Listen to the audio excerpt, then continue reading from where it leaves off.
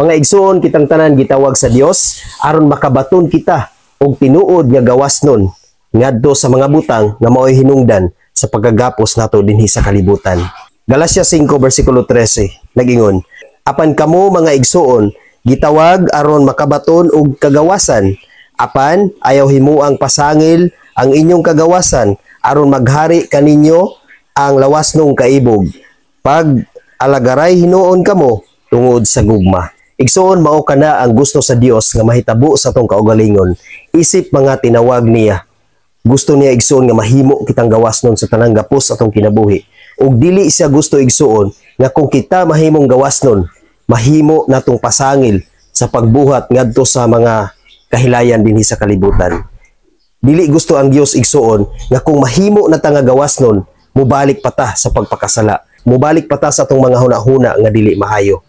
Gusto sa Dios igsoon nga ato gayong ikinabuhi ug atong batunan ang tinuod nga kagawasan nga iyang gihatag kanato. Isip mga tinawag sa Dios. Tungod kay ang gusto sa Ginoo igsoon, isip mga igsoon dinhi sa kalibutan, gusto niya nga mag-inalagaray kitang tanan. Atong ipakig-ambit ang tinuod nga gugma nga iyang gihatag kanato. Gugma nga isip mga igsoon diha sa pagtuo. Isip mga igsoon diha kaniya igsoon.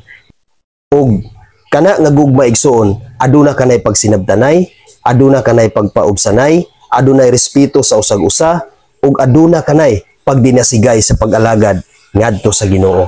Mao kana ang tinuod nga gugma nga nakabase ngadto sa Ginoo, nga wala kanimo ang hunahuna sa kaselos, wala kanimo ang hunahuna sa pagdaot ngadto kaniya, wala kanimo ang hunahuna nga nasuya kaniya, wala kanimo ang hunahuna ug bati nga mga sinultian, tungod kay imo mang gipakig-ambit kaniya ang tinuod nga gugma nga mao ang gugma nga gusto ni Kristo sa atong kinabuhi. Tungod kay ang gusto sa Dios igsoon, mag-inalagaray gayud kita sa usag-usa ug pinaagi ni ana igsoon ang Dios mahimuot gayud kanato.